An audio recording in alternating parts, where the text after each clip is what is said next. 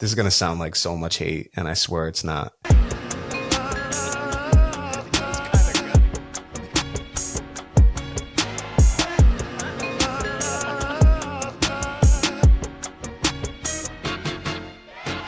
Welcome to the Warner Brothas Podcast. My name is Keenan, joined by Kyle, joined by Timmy, coming off another great NFL Sunday, coming off Bronny and LeBron taking the court together.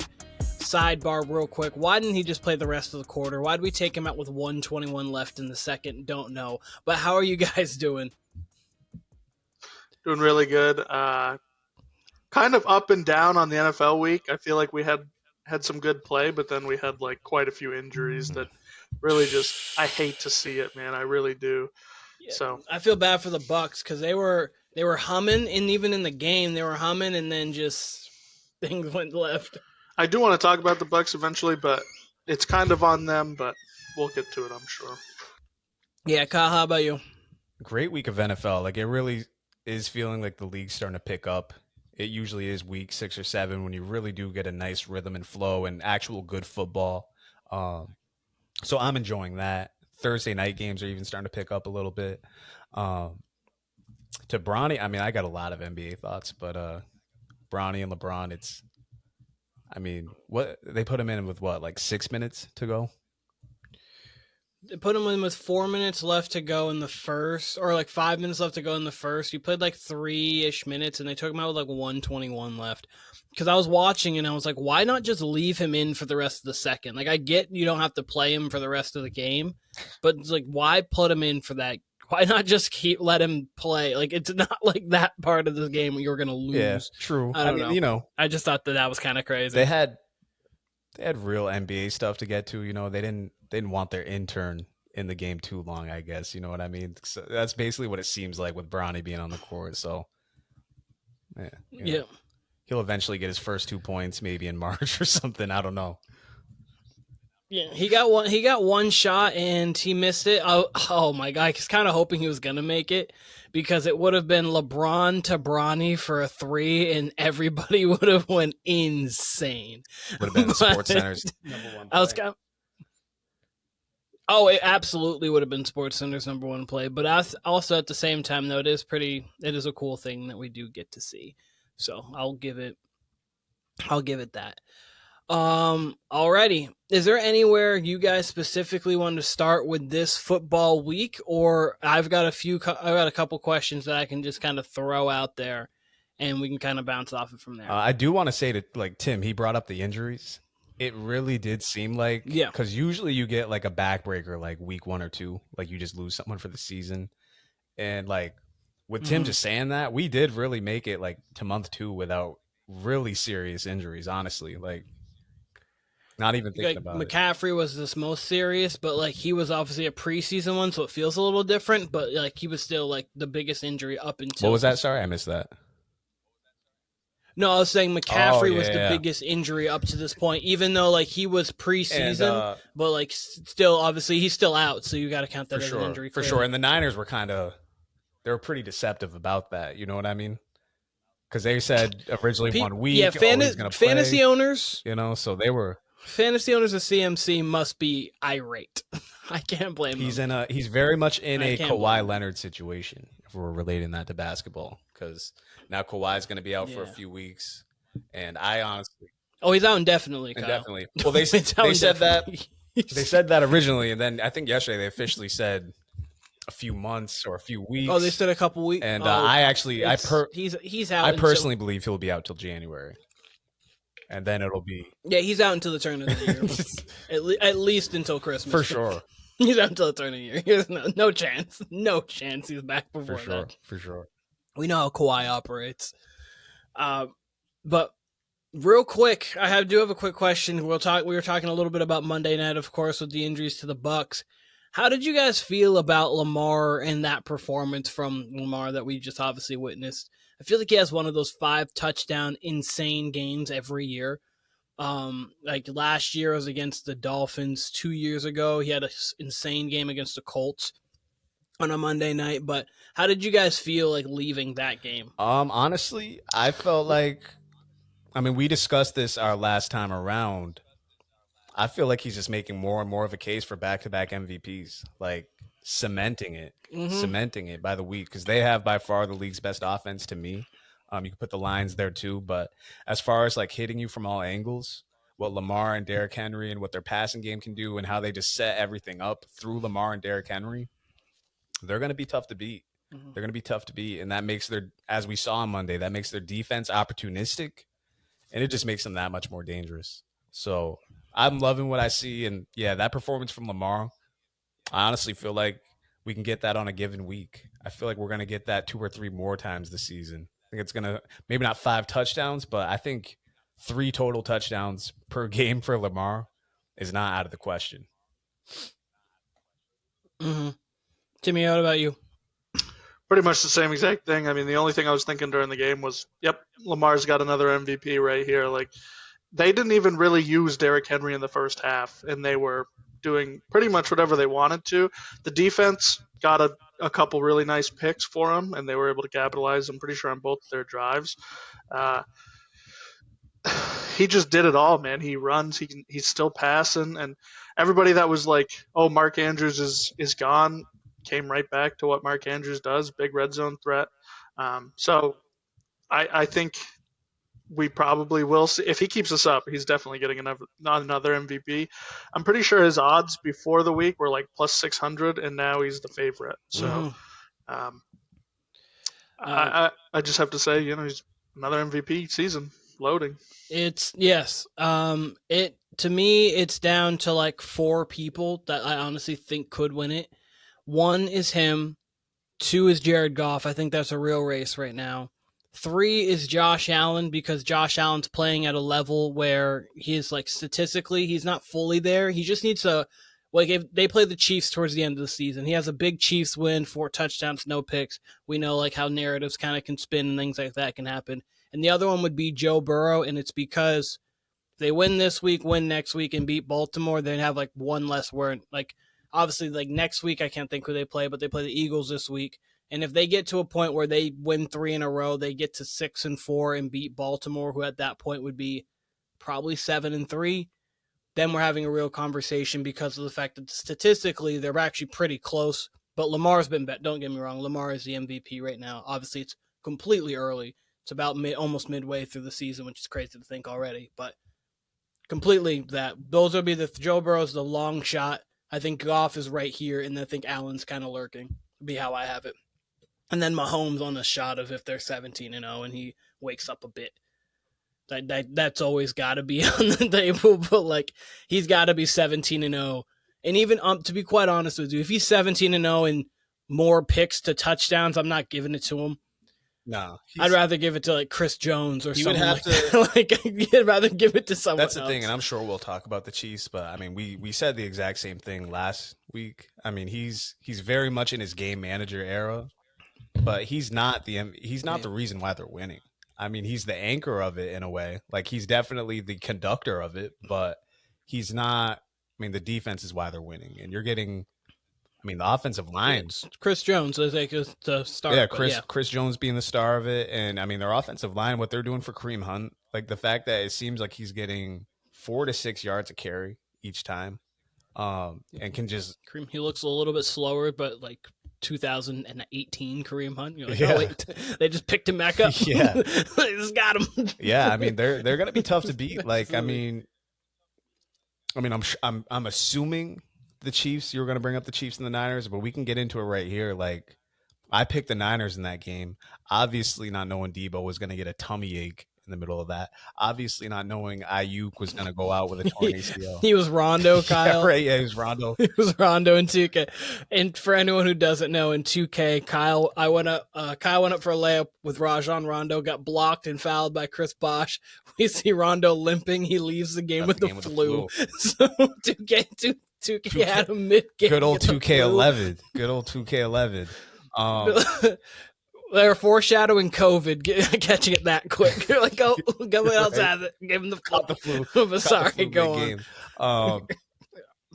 I mean, look, the Chiefs, aside from that Mahomes play where he ran over homeboy in the end zone, like that's one of my all-time favorite He looked at him. He looked at him too, like, "Oh, you're a baby." That's one of my all-time favorite Mahomes plays right there. And that dude lit up two guys in the open field, like in the first half before that. Like had two incredible tackles, and then Mahomes just runs him over on some Cam Newton shit. That to me, like that was definitely the play of the game, whatever. But I mean, the Niners had their opportunities. They were in the red zone. I think they had 2 red zone picks, or I think all 3 turnovers were in Chiefs territory. Purdy didn't play his best game, obviously, but you do got to look at that if you're the Niners and say, like, hey, you know, if we're fully healthy or if we don't make those mistakes, we're in a good chance to win that game. We're in good shape. And again, I don't think the Chiefs are going to be able to survive that all year until they get healthier and healthier. But I mean, you look at the schedule right now. Who do they got? They got the Broncos this week, or oh no, they got the Raiders this week. So they're going to go to 8-0 right there. You know what I mean? So they got the division wrapped up.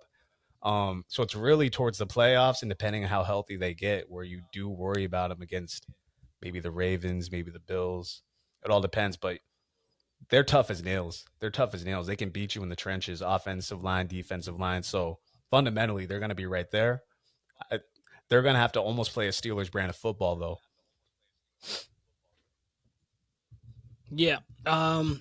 One thing actually kind of going... Actually, no, I'll wait. Timmy, you talk about this before. I was going to kind of backtrack a little bit to mention something, but you go, Tim.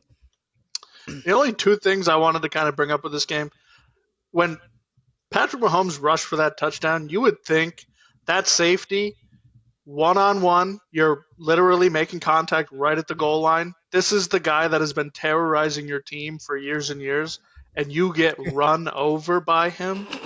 That's the most embarrassing thing ever. You know Mahomes doesn't work out. He doesn't lift. You could have lit him up right there and made it a clean tackle and everything. Of course, he might have gotten a flag, but so what? If you prevent the touchdown, they're on the 1-yard line anyways. What would the flag have done? Exactly.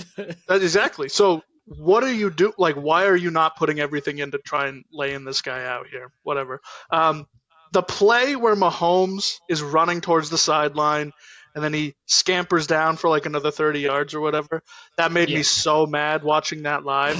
Because if I'm the defender and I see Mahomes running towards that sideline, my brain is immediately saying I'm not allowed to touch him because he's running out of bounds. And if I even touch his hips, I'm going to get a flag thrown on me. Oh, no, he decides to just scamper up the sideline and get an extra 30 yards on it. That made me mad watching that. Because if they would have just stopped him right there, that would have changed the game like 100%. So those are the only 2 things I want to bring up about this game. Yeah. Okay, I needed to make sure I had every team written down to make sure I didn't forget something. But I completely agree with you on that front where it's like, but at the same time, you've got to kind of guide him out of bounds. Like you can't allow him just to do that because it's kind of the thing. I can't think of the quarterback's name in college. Fake slide. Oh, it was Kenny Pickett. Yeah. It was Pickett. Yep. It was Kenny Pickett. It was Kenny Pickett. I forgot. But like the fake slide, like that's kind of like the same thing. Like defenders are at such like the player's mercy these days. Like you've got to be able to at least give him a Heisman out of bounds. Like you don't have to kill him, but like he is a football player, and we saw a few plays later him throw a shoulder into somebody and stare at him like you're a baby. So. Like, you've got to be able to at least do something. That game didn't fully shock me a lot. Just showed me how good the defense was on Kansas City. We kind of knew it. But, like, when you neutralize that 49ers offense entirely, Jordan Mason had a couple big runs, but other than that, he was done. Obviously, no Debo. Brandon Ayuk goes out during the game. George Kittle was pretty much limited. And then otherwise, they made Brock Purdy look very pedestrian at best. So, like, overall, the Chiefs defense did what they're supposed to do.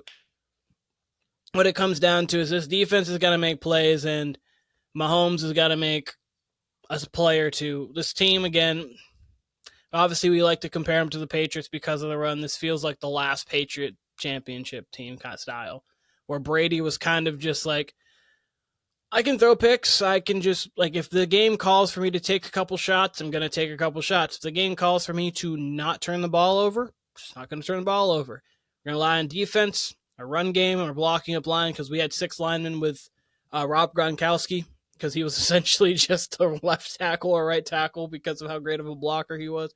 So this team feels a lot like that, and we'll see. We'll see how it goes. One thing I did want to mention really quickly before we'll move on to what I have to ask was, Kyle, you mentioned the Ravens having the best offense. I would say they have the most explosive, but I think the Lions have the most balanced offense, in my opinion. I know obviously they can pass and they can run with balance too, but I just mean like when you have weapons wise, when it's the Ravens, it's Lamar, it's Derrick Henry, and they can take somebody else, but like you don't really feel like Rashad Bateman's a killer, but he can have a game. Obviously, Zay Flowers was very good. Mark Andrews is starting to come back, so they're balanced. Don't get me wrong. I just think when you have Laporta, when you have Amon-Ra St. Brown, Jamison Williams, David Montgomery, Jahmyr Gibbs, arguably the best offensive line in football, Jared Goff orchestrating it, and then obviously one of the best play callers in Ben Johnson. Not that it's picking nits. I would say that the Lions have a little bit more consistent, but again, if you said the Ravens, I can't. Yeah, no, I mean, that's all I wanted to say. Those are for sure the top two offenses. But I mean, I think even statistically and just what we've seen and what Lamar's been doing, I mean, Lamar is probably the biggest offensive weapon in football. And then you add Derrick Henry on top of that, the way he's been running, the way that opens up your passing game, and he's got two legit tight ends to throw to with Mark Andrews and Isaiah Likely. The receivers are almost secondary. And we see that. We saw Bateman break loose. And Zay Flowers would obviously be your playmaker from a receiving standpoint. But, I probably do like the Lions' weapons more. I do agree with that. But when you add Lamar's rushing element to it, they're going to be pretty Lamar damn hard is the to biggest stop. weapon, so that's fair. And Keaton Mitchell's coming back soon, too. I believe he should be back, I think, within the next couple weeks. I think they took him off IR today. And they're already getting good production out of Justice Hill, too. Like, he's been a good third down back for him. Yeah, so, we saw what Mitchell did last year when he was in a few games. He was such a change of pace guy. With Derrick Henry, it's been funny this year because, like, the last couple games, it's been, I'm not really playing well. Big 80-yard play. It's like, oh, okay, you still have that. Like Tim said, they didn't even really use him in the first half. I think he had 19 or 20 yards going into the second half, and then he ended with over 150. Yeah, it was like 169 yards or something like that. Something that's crazy. Scary yeah, hours. No, that's scary hours. That's just no, he truly is. All right. So I've got a few. I'm going to count for every team but like 7. I'm going to ask questions. The 7 teams I'm not accounting for are the Patriots, Browns, Titans, Raiders, Giants, Panthers, and Saints because they're not good, essentially. Like they have something okay about them maybe, but they're not really good. Also, Kyle, very big side note real quick. Turmoil in New England, apparently. Things are going awry. Christian Fourier called out Gerard Mayo. Fans are already calling for Mayo's job. It's Bill Belichick's been taking shots whenever he can. Robert Kraft has said a couple things, and Gerard Mayo said a couple things as well. Crazy. That loss to the Jags, and then when Mayo said that they're soft, that just resonated with everyone. Pandemonium going on right now in New England. I've been keeping up with it. I have nothing to say about the New England Patriots until next week when I do my tier list again. It literally seems like I just did my tier list yesterday, but that'll be the 3rd installment.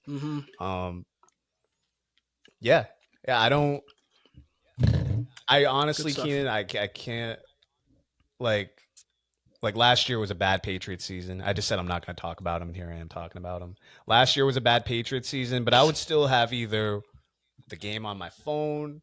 If I was watching Red Zone, maybe I'd flip back and forth between that and the Pats game. As of this moment, I have no intentions of putting on a full Pats game unless it's like I absolutely have to. They don't have another Thursday night game. I'm almost positive they have no primetime games left. So it's all going to be 1 and 4 p.m. I don't think they do. And it's the Jets this week, right? Yep. So that might be like I might pay attention to that because it is the Jets, and that's the rivalry for the Pats. But they're listless. There's nothing enjoyable about them. Nothing. No, Drake May is the only thing that's been a bright spot. I've liked watching Drake May. Yeah, he's cool. Good. But I mean, real quick, just to compare it, like when Celtics got rid of Rondo back in the day, and it was Stevens' first season. That season was kind of boring for the Celtics. Like whatever. They didn't. I think they lost. They're probably like 10, 15 games below 500. Very next year, very fun team to watch. Very fun team to watch. Stevens coached them up. Team played hard. They were exciting. They didn't really have any stars yet, and they were still exciting to watch. Patriots don't even have that going for them. There is nothing redeemable about this team. Like at least the Giants have Malik Neighbors. You can watch that and be excited about that. The defense is fun to watch. This team has defensive players I like on it, and there's nothing that would inspire me to watch them at all. Yeah. I was gonna save all that for next week, but unless they do something against the Jets, like that, at least makes it like some semblance of a team that I'm watching, some semblance of competitiveness and cohesion. I don't have anything else to watch the rest of the season as far as the Pats as I'm concerned. So yeah, it's disappointing. It's very fair. So I'm going to bring up a list of teams in certain categories, and I want to teams that you're going to kind of buy stock in, and basically based on the question, kind of where you would put the most of your stock, maybe least of your stock, whatnot there. But 4 and 3 teams to become true contenders.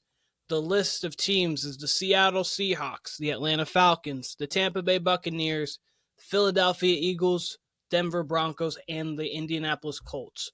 Which out of those teams are you buying the most stock in to become a championship contender? Go ahead, Tim. Or true contender, I should say. Could you run through that list again? Yes, it is the Seattle Seahawks. It is the Atlanta Falcons. It is the Tampa Bay Buccaneers, the Philadelphia Eagles, the Denver Broncos, the Indianapolis Colts. Honorable mention to the Broncos because they've looked semi-competent on offense recently, and their defense has actually been really good all year long. So I could totally see them just being competitive in a lot of one-score games and, like, best case scenario, making the playoffs. I wouldn't say they're contenders at all, though. Yeah. I think the two teams that I'd really put my faith in are the Seahawks and the Eagles. I think the Eagles can turn it around. Obviously, not really turning it around, but they've definitely had their flaws. So I think that they can iron them out and get back into potential. I think they're favored to win the division right now because the Commanders might be missing Jaden this week, and they just might, set them back. Either way, and then the Seahawks, they pretty competitive damn team, and then we see this weekend they drop 30. That's what you like to see. That's what I like to see from a contender. So those are the two teams I would definitely put them in. I can't put the Bucs in there with the 2 injuries. I got to think Mike Evans is missing 3 weeks with this injury. I think until the bye, they said, which I think their bye is week 11, maybe. Yeah. I mean, he's had this injury before, and it's kept him out a little while, and he was already not 100%, and then he hurt it even worse on the game. So I got to think he's out for 3 weeks to a month, and Godwin's not coming back. So I can't really put a lot of faith into the Bucs right now because it's just Baker and Rashad White. I don't think that's enough, and their other couple running backs. So I would go Seahawks, and I would go Eagles. Yep. Kyle, how about you? Do you want me to read the list again? No, yeah, I think I'd agree with exactly what Tim said. I really like what I've seen out of the Seahawks. Honestly, I mean, they don't lose that Giants game. I think they're still really live for the division. They're in the lead of the division right now. It looks a little different because the Cardinals got that win against the Chargers. But they might, if I remember correctly, their schedule's pretty easy all the way through. So they're in a good position right now. So you got to buy stock in them. They can throw on anybody. They can run on anybody. They have, we talked about the Ravens and Lions. The Seahawks aren't far behind, really. Falcons, they could be right there, but they seem kind of soft in the trenches. We'll see how Kirk progresses. He's still not 100% yet.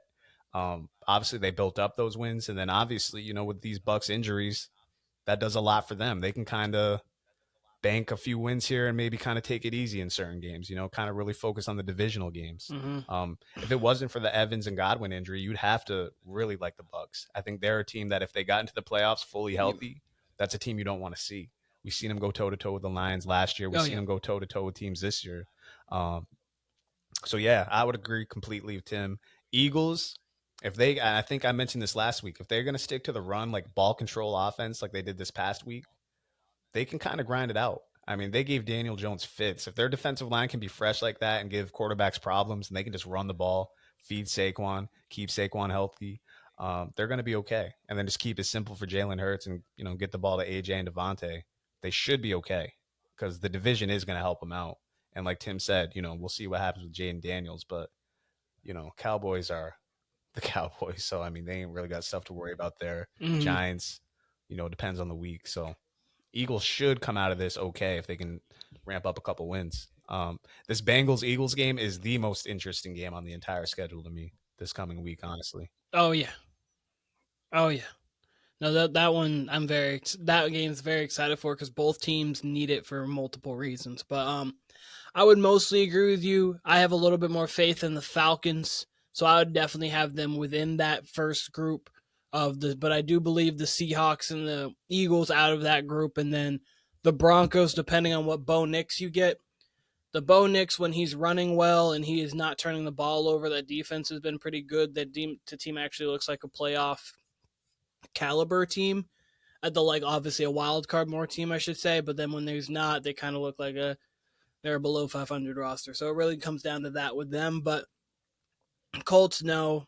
Tampa, just because of the injuries. I just think that the talent that the Atlanta Falcons do have still, they're still trying to understand how to use Bijan after all these years. I don't know why they don't just watch his Texas highlights and that's I actually what he like did. how they use Bijan. I think they're feeding him the ball more than last The year. last couple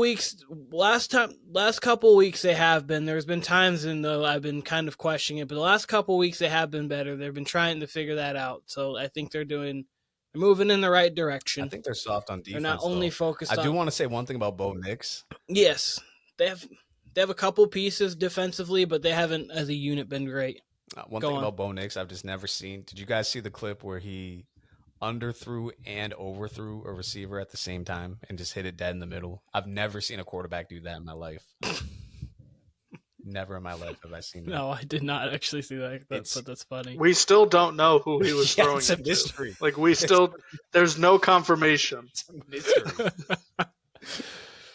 That's hilarious. But Seattle, Atlanta, Philly would be the three that I have that I'd buy, and honestly buy similar to the same stock in all three of those teams, because as the Eagles, they have the Commanders in their division. Obviously, the Seahawks, they have the 49ers, who are going to be very interesting to see what they're going to do moving forward.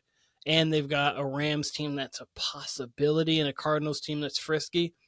The Falcons right now, they don't really have too much unless Baker can do something with not much. So the Falcons, almost not guaranteed, but they should even back their way into a home playoff game, and from there moving forward. And they have a little bit more time to get right now, to figure out, okay, we can kind of do this, can't do that, comparatively to the Eagles and the Seahawks, who've got to kind of get right now. But Eagles, that would be that. That's go on, sorry, before I go to the next list. Eagles season seemed to change the moment Nick Sirianni became Heisenberg. I don't think. Not gonna lie, when he did that, I thought he.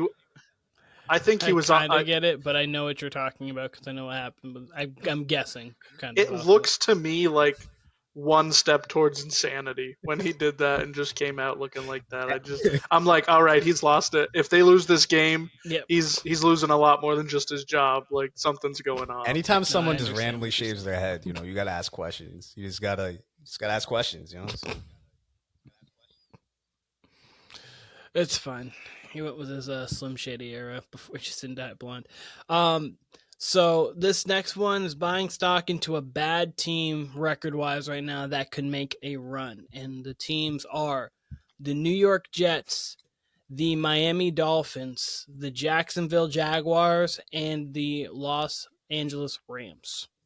All 2-win teams. Or Jags won. Yeah, all 2-win teams. To me, this is only a 3-team thing. I'm not going to pick the Jags. It's pretty clear. It's really hard to pick the Jets, I think, just because at this point, I've been preying on their downfall. Like, everything goes against what GMs do. Usually you don't let one guy kind of run the organization that's not the GM.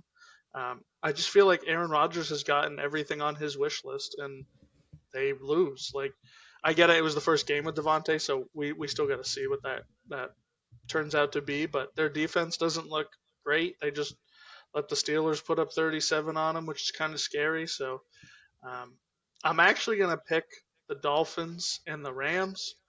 The Rams get Cooper Kupp back, hopefully this week. There was a chance he could have gone last week, but it makes sense holding him out. They played the Raiders, so they could win without him potentially, and then he doesn't have to have a short turnaround for this Thursday night game. They can just let him be fully rested. Yeah, makes so sense. I like that. I think they are completely live in this game this Thursday, and that's where they could really turn their season around. And then later on, they get Puka back a couple weeks. They could be right back there. So I definitely would have the Rams in here. And the Dolphins, if Tua is okay and doesn't hurt his head, they could be live in pretty much every game. So definitely those two teams. What do you guys think about Tua declining to wear a Guardian cap? Do you think that there's any? You know what's funny? That was going to be my opening statement. Like, can we get to a Guardian cap? I didn't realize that was offered to him, and he declined it. That seems insane to me. That seems like he's clearly, some would say one concussion away, but he's clearly, a couple hits away from his career taking some sort of turn. They kept him out. It was life taking some sort of turn, honestly. The team said after this concussion versus the Bills that he wasn't really showing, any adverse signs really after the concussion, that he was like upgrading the team. Like, he didn't show any signs like when he had 2 in 1 week, right? And that it was very cautionary for them to put him on IR, that he probably could have played even earlier. So he's supposed to come back with really no restrictions. I don't know if I'm assuming he practiced today. I haven't gotten any notification about it, but I'm assuming he practiced today, given it's the first day of practice. He was back at practice. Yep. So Hale said Tua's return to the field almost made me cry, quote unquote.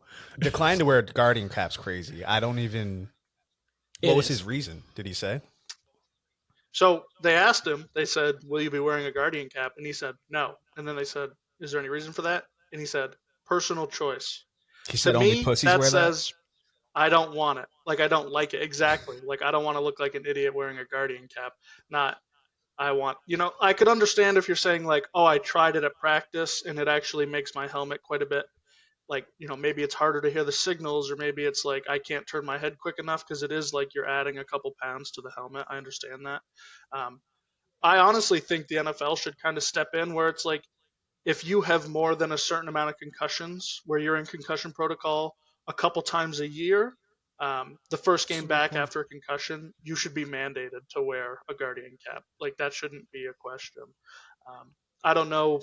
Like I said, it could be different with the quarterback because you're moving your head a lot more than all the other skill positions or whatnot. So, regardless, it's like it's almost a little bit of ego, like I'm fine kind of thing, and your ego can be your worst enemy in this kind of situation because you're trying to be a football player, which is tough, gritty, and you're already tough and gritty for being out there on the field, especially when you're a quarterback who is open every single play to getting blindside decked. Like, obviously, like, they protect the quarterback as much as possible, but realistically, you drop back and you have 4 to 7 people rushing at you to try to get you.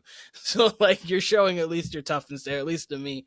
Be as protective as you want. But, Kyle, I don't think you gave your answer on what your teams are. That's right. Could you list them again?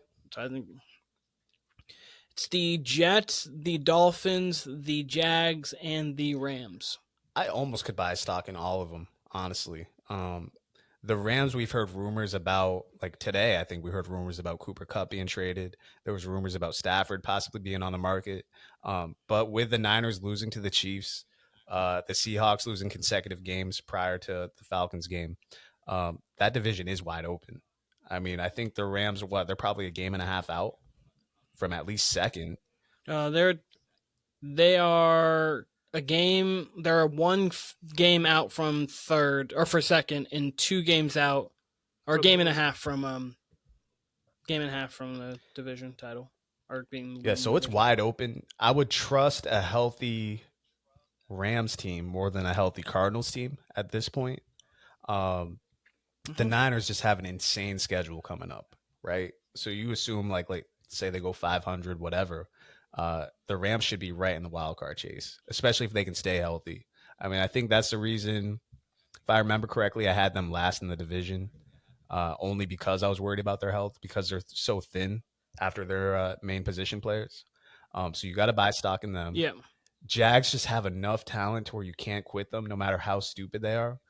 Same with the Jets. I would say that's the same reason. And the Jets seem to be as stupid as the Jags. I'm loving the Jets' downfall. I'm loving every single second of it. Aaron LeBron James Rodgers has been everything we thought it would be last year. It just happened a year late. Obviously, the Achilles. The Jets are the Jets. They will never, ever, ever not be a clown franchise. Like I said to you, Keenan, I don't think I ever have to worry about the Jets winning a Super Bowl in my lifetime. They're always going to continue to fuck things up. No. So, yeah, I think the Jags and the Jets, I mean, Jags got the Packers this week. In theory, they could win that, or they could lose by 40 points. You know, that's just the thing with the Jags. As far as the Jets go, I picked them last week.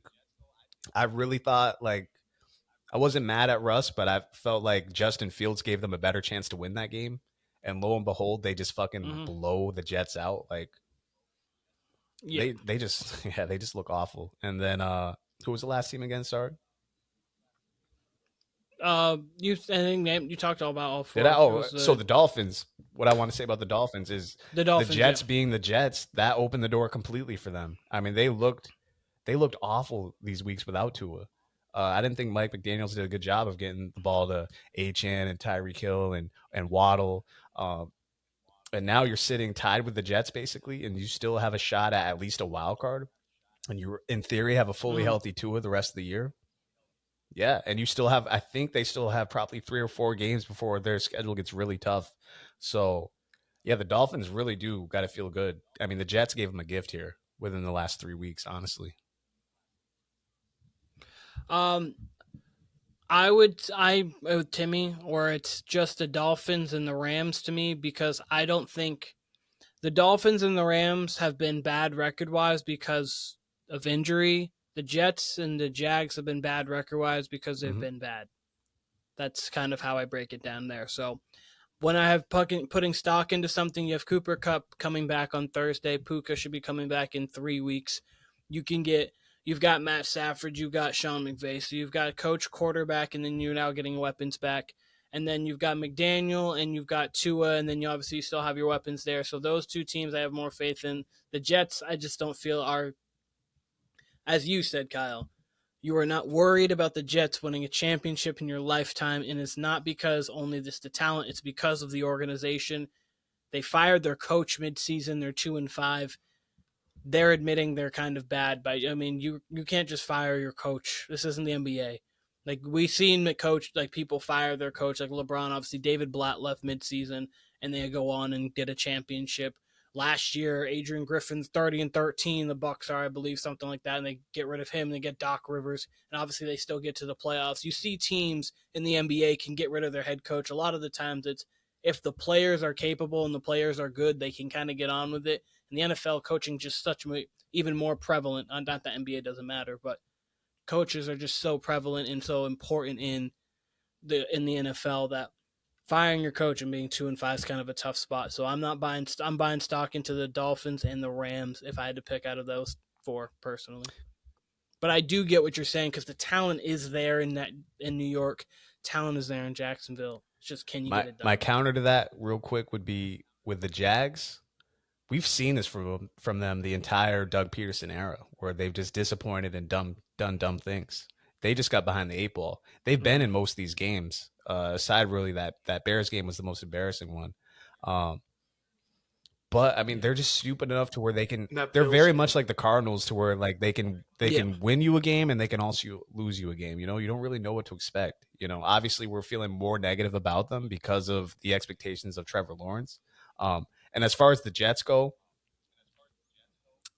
look at the rest of their schedule. That's the only thing where I can definitively buy stock, because they really have not much on their schedule the rest of the way. Even though they are this just destructive, like, all the time, and it's just nothing but drama. But they do have enough talent where they can just go win you games. They did just bring back Hassan Reddick, obviously way too late. And the whole coaching thing is just, ridiculous. They could have done that over the off season, and got Mike Vrabel in there. Like, only the Jets could do that. Only the Jets could fuck that whole thing up. But I don't know. They have too much talent and such an easy schedule. I can't quit them.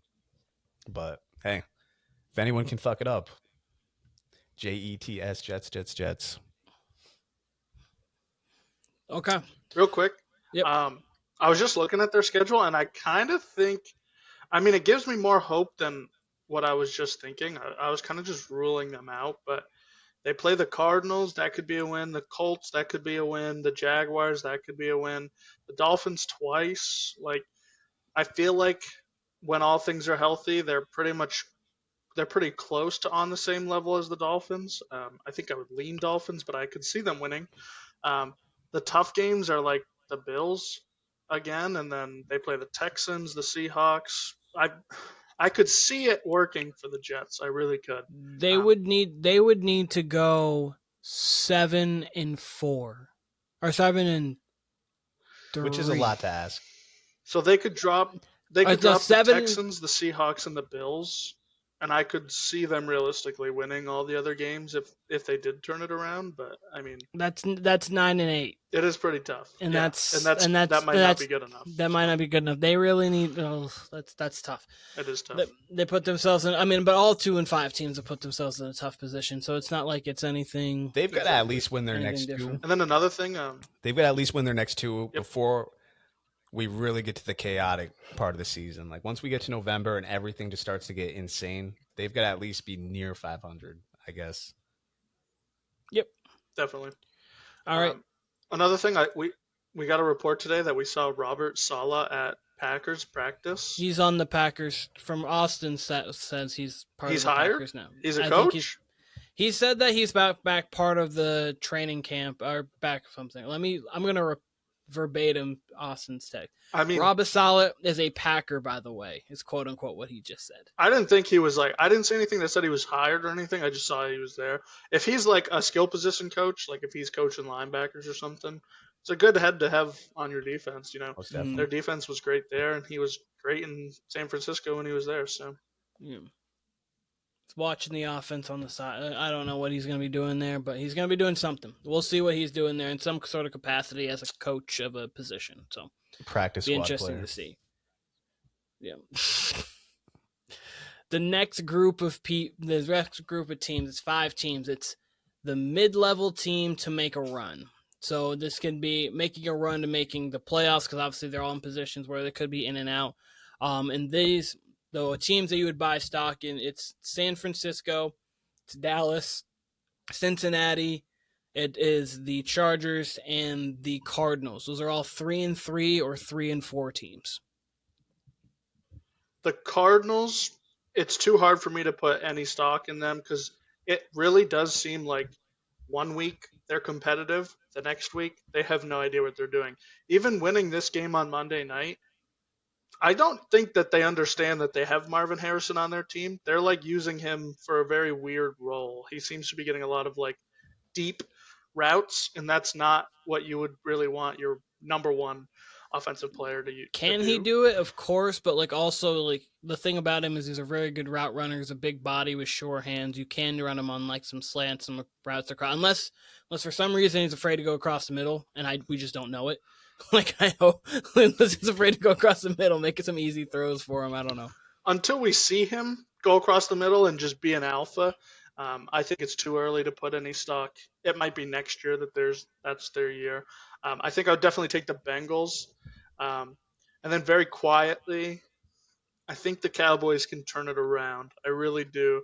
I think they just came off their bye. So I think if they're going to turn it around, they have to do it right now. They have to start rolling. And this is kind of the time that they started rolling last year. If they beat the 49ers, we'll have a different conversation. They beat the 49ers. If they beat them, I think that's going to be a turning point. I really do. Oh, I 100% agree, and I don't care what 49ers team it is. I understand that Debo, hopefully Debo, as Kyle said, his tummy's okay. Hopefully and he's back. Brandon, but I don't care who it is. If it's Kyle Shanahan on the sideline in the San Francisco 49ers uniform, doesn't matter the iteration of him. Yeah. But go on, Timmy. Yeah, I agree with you. Could you list those teams again? Because definitely Cincinnati. It's not even a doubt. San Francisco's in it. Okay. It is Dallas. It is Cincinnati. It is the Chargers, and then it's the Cardinals. The Chargers, I think they're still a couple pieces away. I think, like, they just lost to the Cardinals. I picked them to beat or to lose to the Cardinals because of literally my only reasoning for that was the Cardinals are good one week and then they're bad the next week. They were bad last week, so they had to be good this week. That's the only reason I picked them. Not because they were better than the Chargers. The Chargers should have won that game. I think those two teams, the Cardinals and Chargers, they're a year away from being a playoff team, a contender maybe. But then all those other teams, I could see it. Obviously, San Francisco is a competitive team. They've got a couple bad losses, but they have convincingly won a couple games. When they beat the Seahawks, when they beat the Jets week 1, those are both pretty nice wins. So I think all three of those teams could turn it around. I'm definitely going to put the most faith in the Bengals to do it, though. Okay. So we got Bengals, Chargers, Cardinals. What was the other one? 49ers and Cowboys. Niners in general, I do like how they've looked outside of this Chiefs game. Like, they've lost a couple dumb ones where it's kind of like that Raiders-Ravens game in week 2 where you're like, okay, how exactly did you lose that game? That's how I look at the I think it was the Rams game as well as the Cardinals game, right? Those are the two dumb losses they've had. Mm-hmm. So as long as they can stay somewhat healthy, like if they don't lose Debo for a considerable amount of time, if his stomach ache is better, they should be okay. I definitely have them. Spoiler alert, I have them against Dallas this Sunday. Dallas, what they do have is their defense is going to get healthier. If they could somehow get a running back, like just someone who could give them some sort of threat of a running back, then yeah, you could talk me into like the Cowboys getting a 9-10 wins in a wild card spot. If not, it's like I'm not going to take them against anybody of the Niners caliber or anybody who, seems to be a more complete team than them, right? Any sort of playoff level team, I'm going to pick against them. So, yeah, same thing with the Niners. They can stay healthy. I'm buying stock, even though they have a very rough schedule ahead. Cardinals, can't trust them. Can't bet against them at the same time. You just don't know what you're getting week to week. Chargers, I'm keeping stock in. They still have, Raiders games. They have another game against the Broncos. Feel like they kind of got hosed in this last game with the Cardinals. They outplayed the Cardinals for the most part and still lost. But I'm still buying stock in them. And the Bengals, it's very dependent, honestly, on this Eagles game. If they lose this Eagles game, it's going to be pretty hard to buy stock in them just because of how bad their defense has been.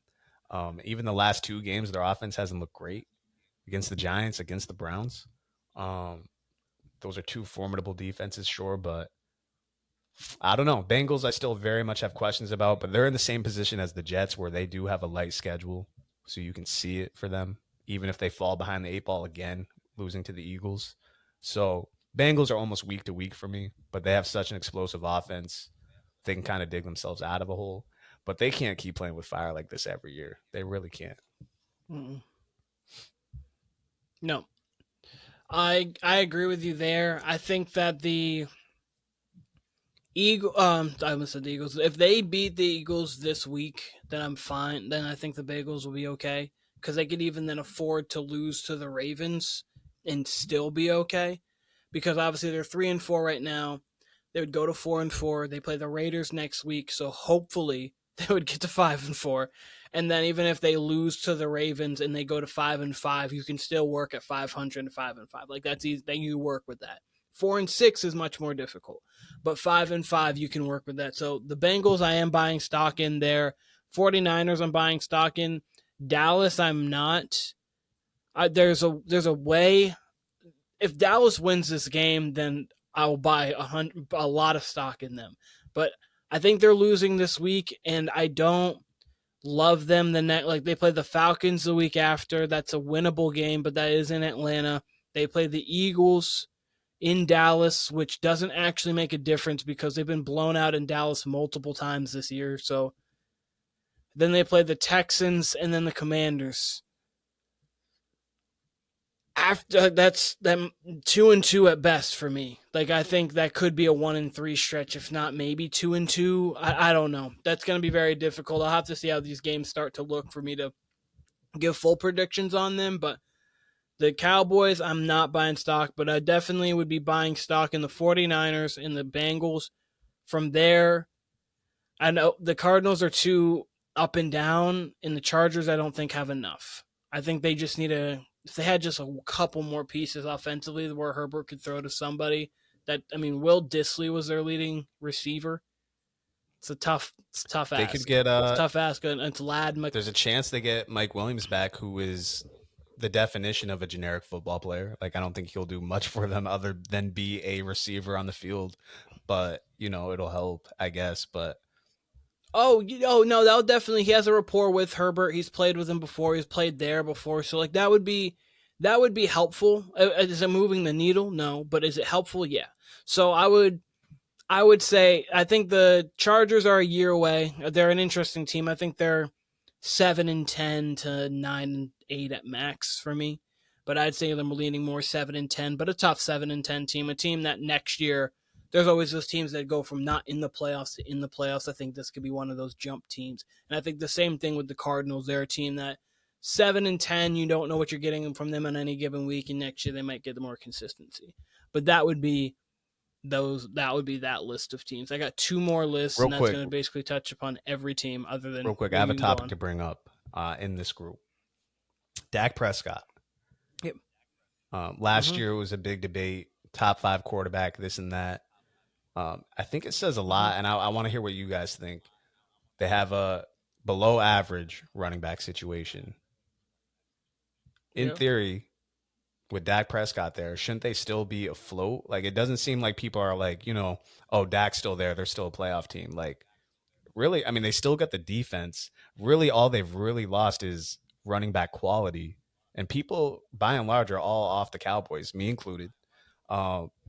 So I don't know. What does that say about Dak Prescott stock? Because I've been consistent with, like, I don't think he's a Super Bowl winning quarterback. I think it's situational for him. I don't think he's a guy who necessarily puts you over the top. I think he's really good, but I don't think he's great.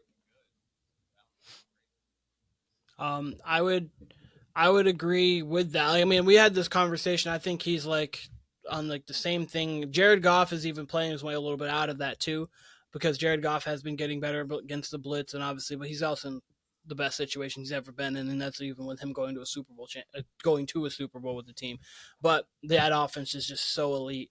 I would say I kind of put him in that boat where if you put the pieces around him, then I think that he could get you to those spots. But I think that he has to have a squad around him to do so. I think with the team that he has now, he has to be a guy who I think he has to be one of the top kind of 6-ish guys. And I don't think he's that. As I have him from the 8 to 12, right. 13 range, I think within there. That's where I've always had him. I'm saying, though, largely that passing attack and the offensive line without Tyron Smith is largely the same. Like that team's not much different from last year. Yeah, defensively they were better. Of course, I understand what you're saying that they do have a lot of the same pieces, but I think Dan Quinn not being there does make a difference. I think defensively they have gotten worse, kind of the same way the Ravens did. They've missed a lot of their key guys. They have been unhealthy, and so so maybe that when they come back they'll be a better defense, but kind of like the Ravens in a sense. The Ravens returned a lot of guys. They did lose Patrick Queen, and I think they lost Jadeveon Clowney too. But like they've lost a lot of their guys, but a couple of their guys, but a lot of the guys are the same. But that defense is different. You lose your coordinator, and I think that does make a difference there. I think in the same sense with the Cowboys, lost a couple. Yeah. Obviously, the injury more so injuries than anything. They really kept everybody, but the more injuries than anything, and we'll see. But I just don't have faith in the Cowboys. I think teams around them got better, and I think they stayed the same, got a little worse. So I didn't have faith in them going. I thought they were missing the playoffs. I get all that. I just think it's interesting because if this is Burrow, if this is Lamar, that's the group. A lot of people were talking about Dak last year. I think like we even had a debate about this after the season. And I was like, no, I don't think Dak's one of those guys. I just think it's interesting how people flip on him, because like this is exactly who I think he is. I don't think he's a guy who can carry a team, and I think he's showing that. And by the way, there's plenty of season left to where he can show otherwise. I just think it's interesting just how quick things flip, and they're still like as we speak, they're 500. It's not like they're below 500 right now. But absolutely, it's just always interesting. Yeah, but that's how the narrative always is. But Dak's been the same top 8 to 13 guy who, if he was in the right position, I think could get you to a championship. That's that. But you also could argue he's been in the right situation and right things, and he hasn't gotten you there. So again, at the same time, but hey, we'll see. And Timmy, you go, and then I'll go. I feel like I'm looking at this from schedule point. So right now they're 3-3, 500. Through 6 games last year, they were 4-2. So they're 1 game behind of where they were last year. Every year they have bad losses, like really bad losses, and they usually come against contenders. Last year, the 49ers beat them 42-10, and then the Bills beat them like 31-10. Yep. They've already suffered one of those losses against the Ravens this year, and like that could happen again this week if they do that again to the 49ers. I feel like the reason why they flip-flop is because Dak finished the season pretty well. Other than that Bills game, he finished the season pretty well, and then the playoffs were a downtrend. So he finishes the season well. Everybody's high on Dak. The season goes bad in the playoffs. Now they're low on him. Like that's just how the Cowboys fan base is. I feel like even with Tony Romo, that was the deal. They were super high on him, and then he muffs a point after attempt or whatever, and then next thing you know, they're calling for his head and everything. So I honestly think that they're right in the same boat that they were last year. They're going to have those bad losses, but they are pretty much going to compete with a lot of teams here. So like we can look at their season coming up here. Niners this week, but then they get the Falcons. I think they can be competitive against the Falcons. I think they can be competitive against the Eagles, the Texans, even the Commanders, I think. Like the Commanders is the question mark because the Commanders could be rolling. They could still be doing great, and that will be the test. But then the Giants they can be competitive against. They should beat the Panthers easily. The Bucs don't have anybody. It'll be just Mike Evans at that point. And then they get the Eagles and Commanders again. I feel like we're going to be in the same boat. They're going to finish right around 9 or 10 wins and make it right into the playoffs. So I do see a path where you can buy stock in the Cowboys and it'll be fine. Fair enough. I have them I have them splitting with the Commanders and Eagles. That's 2 losses. They're losing to the 49ers. That's 3. And then I would personally have them losing to the Texans and Bengals. That would be 5. And the Texans with C.J. Stroud's 93 passing yards? 80. It was 186 and 2. Yeah, absolutely.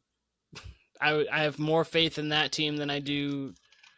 I have more faith in the Texans than I do the Cowboys. He had 86 yards.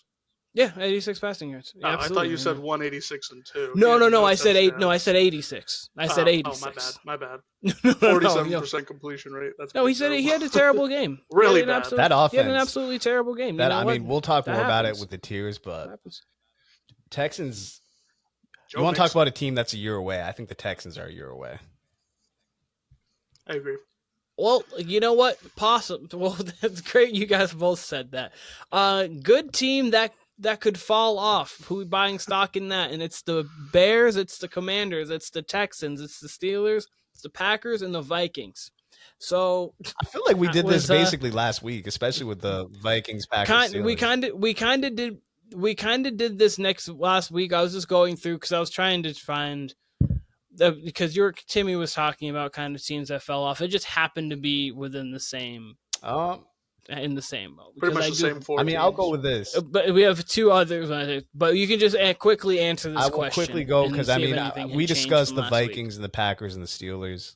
I'm in on the Steelers and the Packers. Mm-hmm. Vikings have given me no reason to get off of them. Part on the left. Who else? We got the Texans there. Who else? Yeah. Texans, Bears. So the Bears and the Commanders, they obviously have reason to slip given they have rookie QBs, but they each have and especially the Bears just because of the division they're in. So I mean, you can see that happening.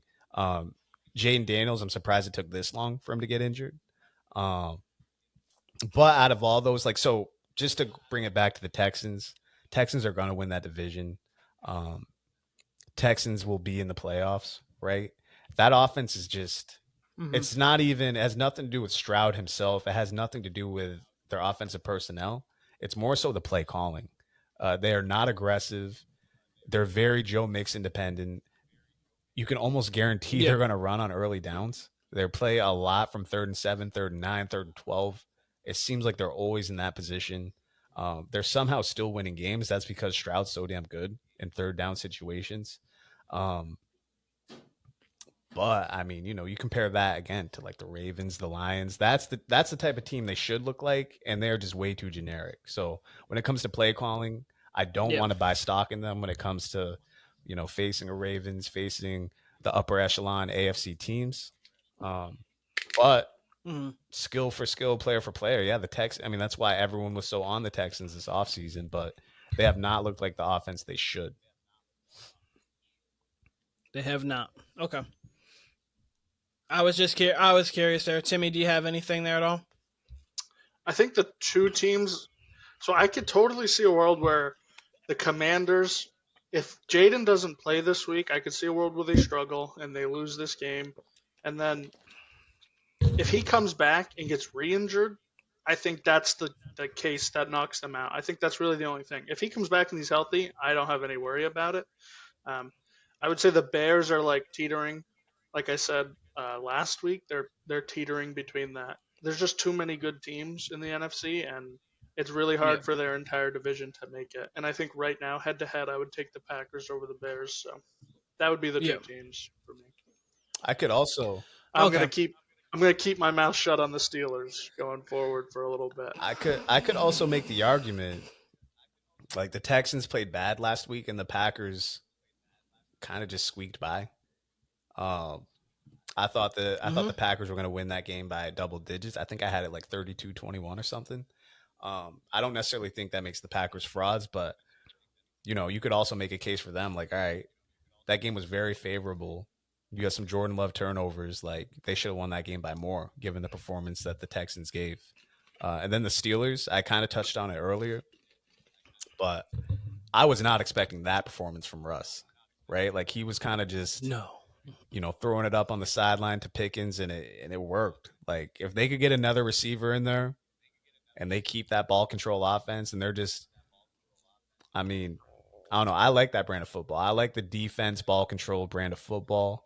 But if you add like random explosive plays to that, that's going to be tough to beat. I mean, that defense is a weapon in itself.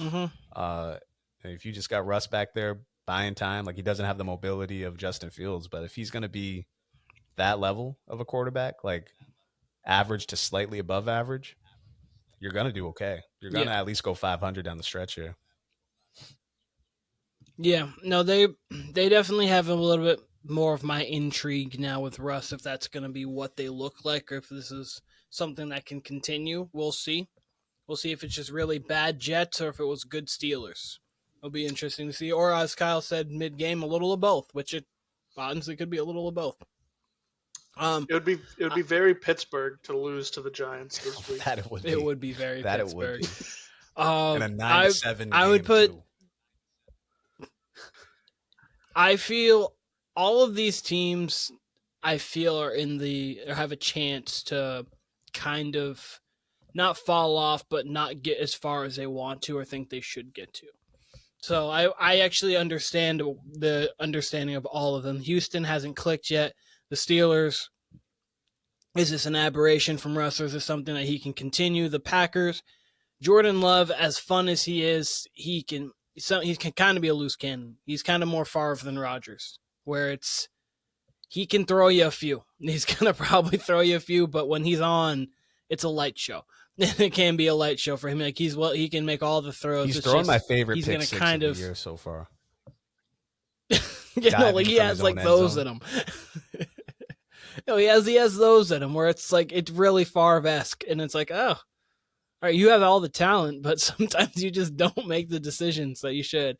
Obviously, the Vikings, it's what will Sam Darnold be? The Commanders, can Jaden stay healthy? And then Chicago, what is that offense really? Because obviously they've played well the last few weeks. They had a bye last week, played few well before, but Panthers and Jags, kind of hard not to play, at least pretty decent. So we'll see for all of those.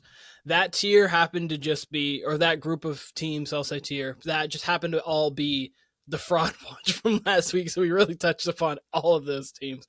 It just happened. I couldn't say no to those teams. I had to put them in there too. And then the last one is the biggest threat to the throne: Buffalo, Baltimore, Detroit.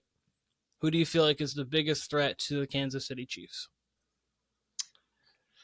Gotta say it's Baltimore right now. I think earlier you guys kind of had a little bit of opinions on, best offense in the league. It was either Detroit or Baltimore, and I think that is the case. I think it is those two teams. If Buffalo gets rolling with Amari Cooper, they're right in it, and it's literally just a three-way tie. But right now, I think I would favor Baltimore with Detroit right behind them. I think I favor Baltimore just because they can knock them out of the playoffs, before getting to that Super Bowl matchup. And if the Chiefs get to the Super Bowl, it's going to be a way tougher game to beat them than, second round of the playoffs potentially. I like it. I wasn't even thinking of the actual situation itself. I was more so thinking just team v team, but I like the fact that you added the realistic situation into it. Yeah. Kyle, what do you think? I mean, we'll basically be doing this next week with the tier list, with these teams specifically. I'm just praying that we get Lions, Ravens in the Super Bowl, because that's going to be fireworks. That's going to be an amazing game. Please just don't let the Chiefs get to the Super Bowl. I already wanted that anyway. Come on, just give us the Ravens, give us the Lions, give us a 45-48 Super Bowl. I don't even care who wins. I mean, I'll probably root for Lamar. Lamar, that's the boy, but just give us Lions for Ravens. I don't want to see Kareem Hunt running for 68 yards and one touchdown thrown from Patrick Mahomes in a 17-14 game against the Lions. I don't want to see it. This is exactly what I'm telling you. This is the 2018 Patriots, man. They're gonna win a 10-3 game. Only difference is the Patriots could still give you some games where Brady's throwing for 300 yards. Not saying Mahomes can't, but man, it's ugly.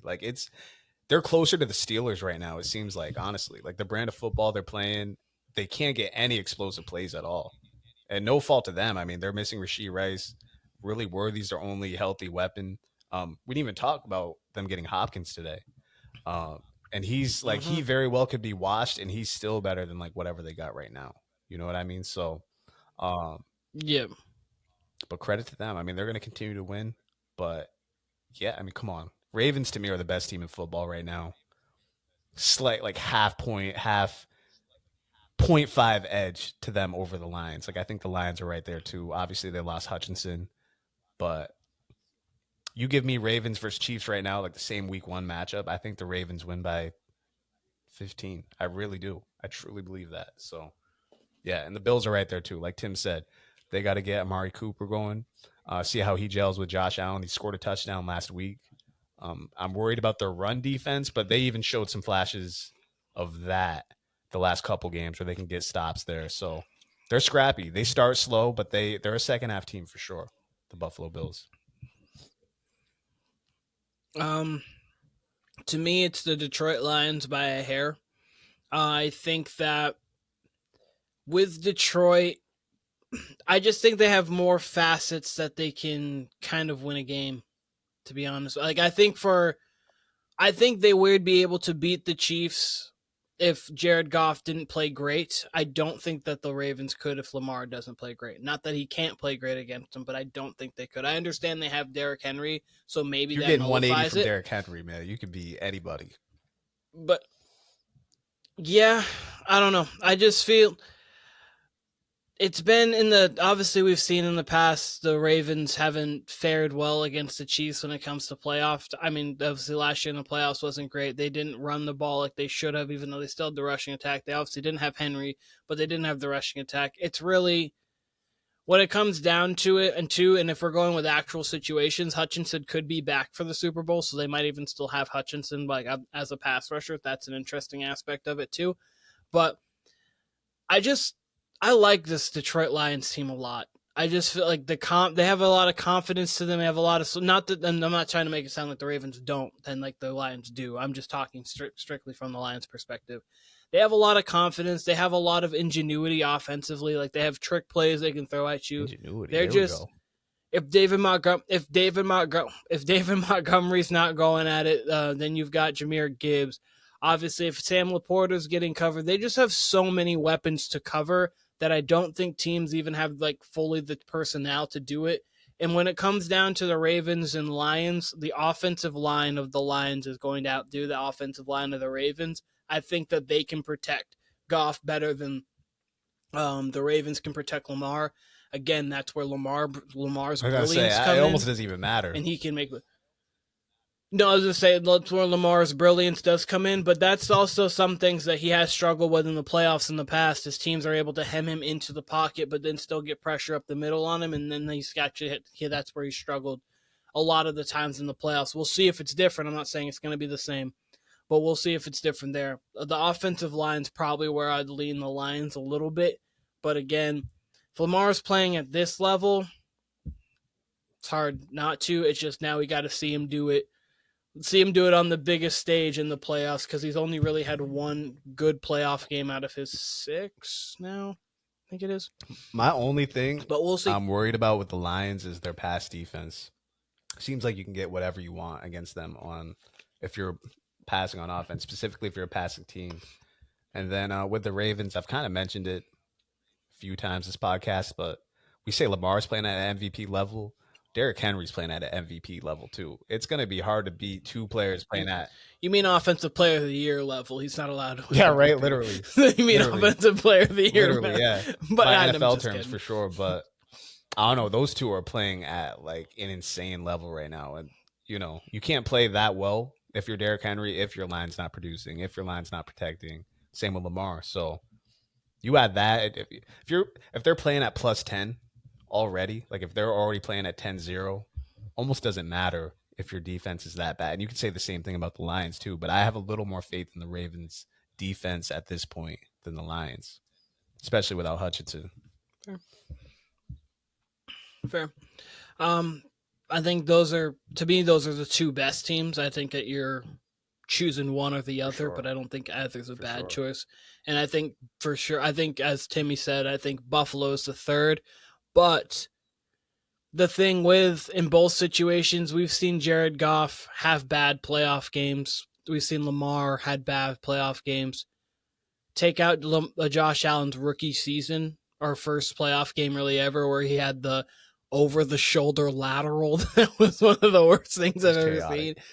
We don't really see Josh Allen bad playoff games. He didn't play great against the Bengals. It's been pretty lights out.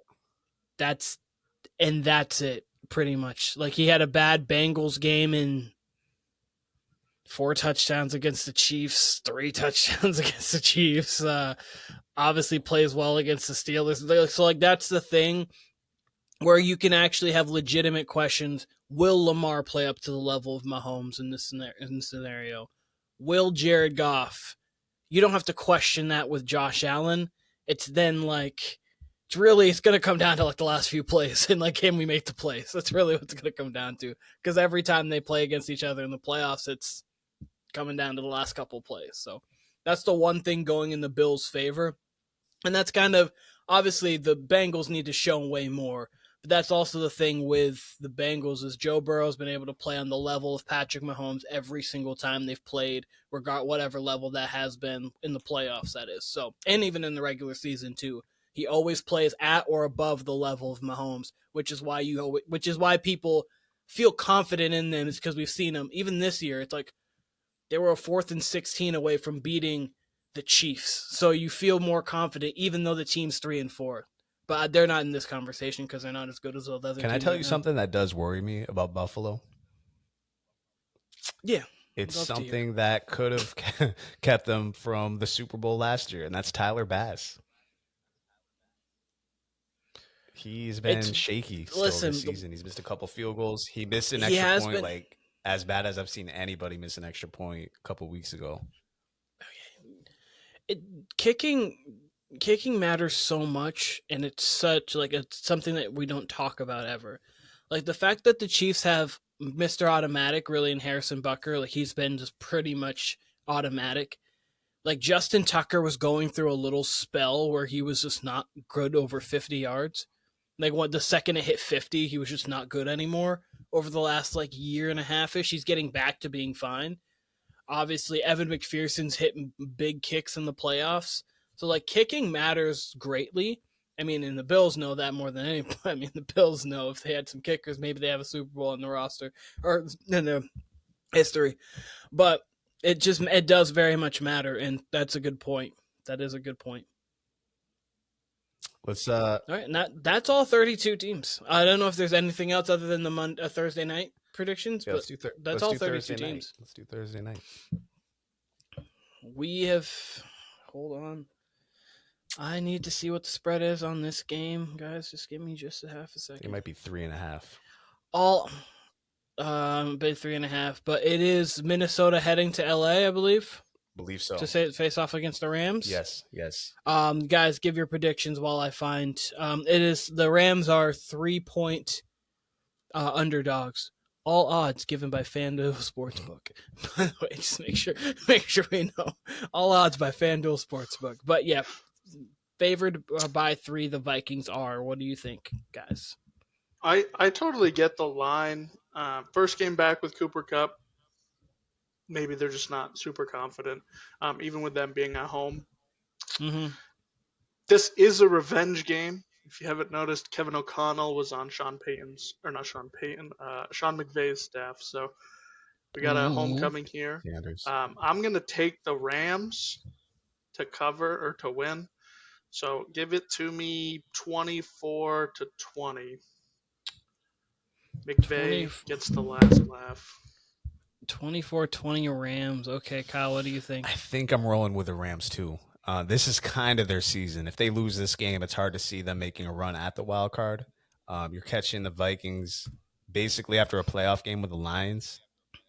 So if the Vikings were ever going to have a hiccup, close game to the Lions, and then a short turnaround to go to LA, in a game that means much more to the Rams than it does the Vikings, I'm going to roll with Tim on this. I'm going to pick the Rams as well. Give me, I don't know, the Vikings have a good offense, but we'll say 27-24. 3-point victory. Alrighty. You said 27-24? Okay. Kyle.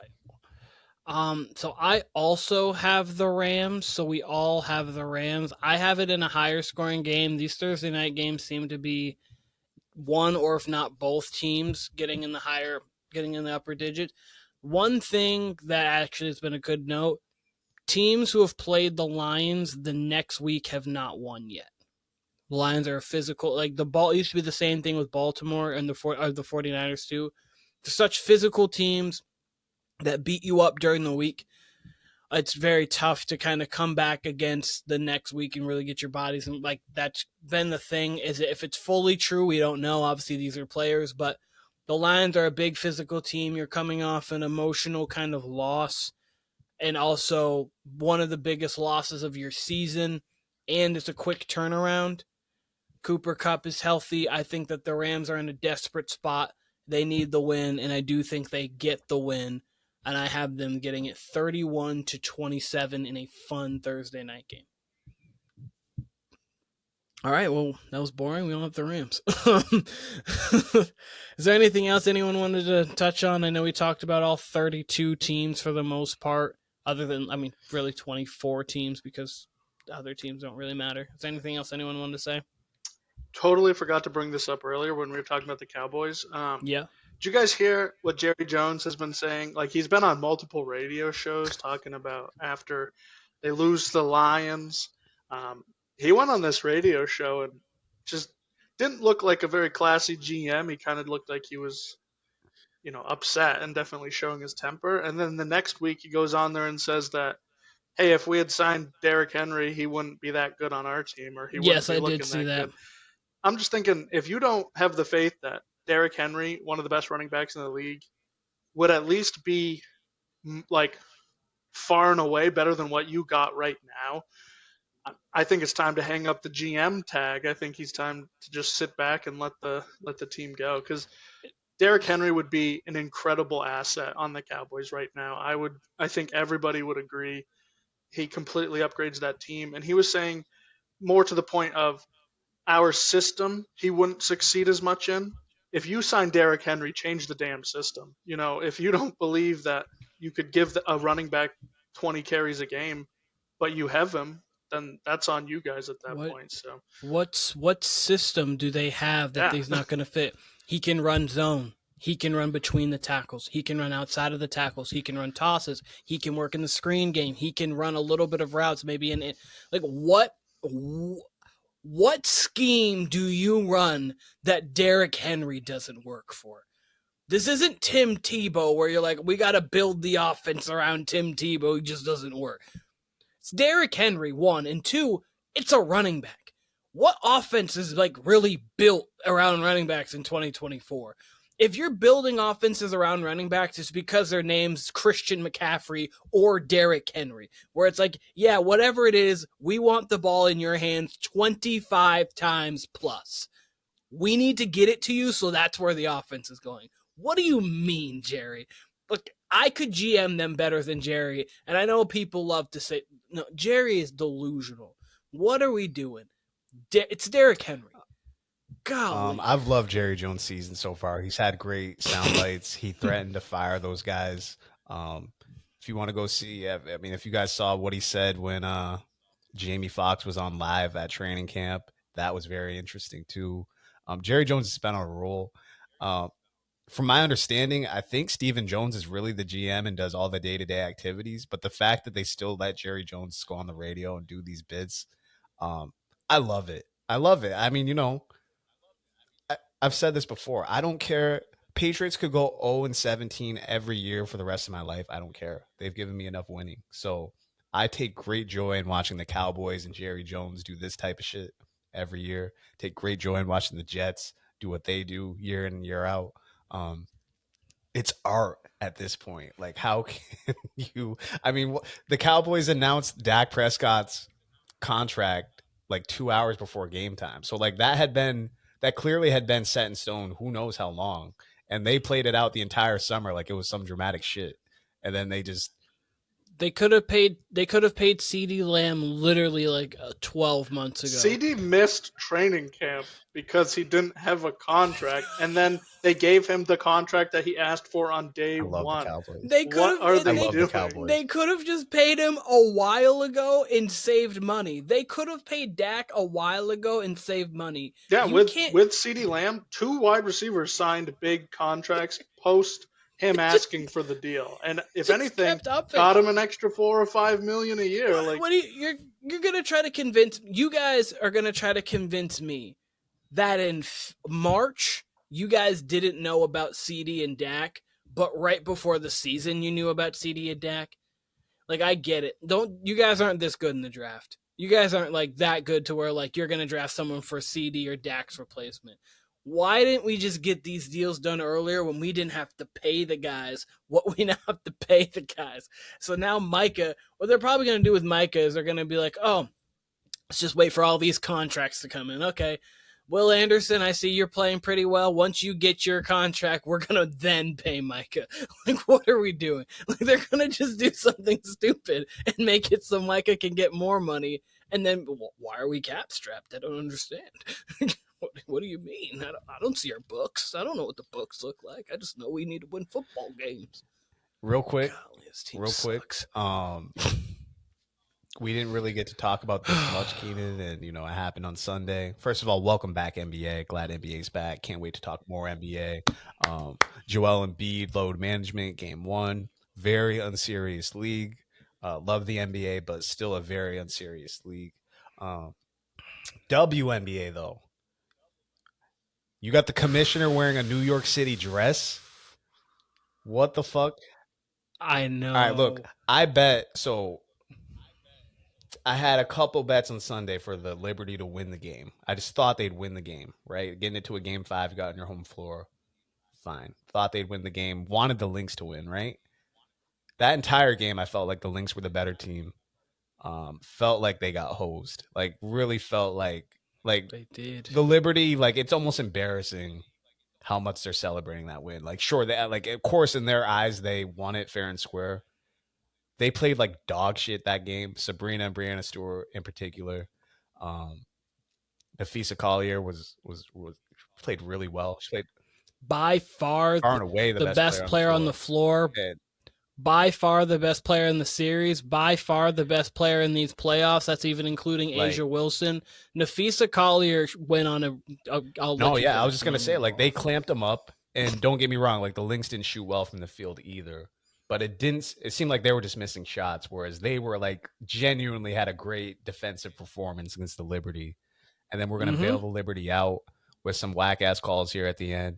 We're gonna not give Nafisa Collier a similar call, I think, in the last 30 seconds where she got bodied on the way to the rim.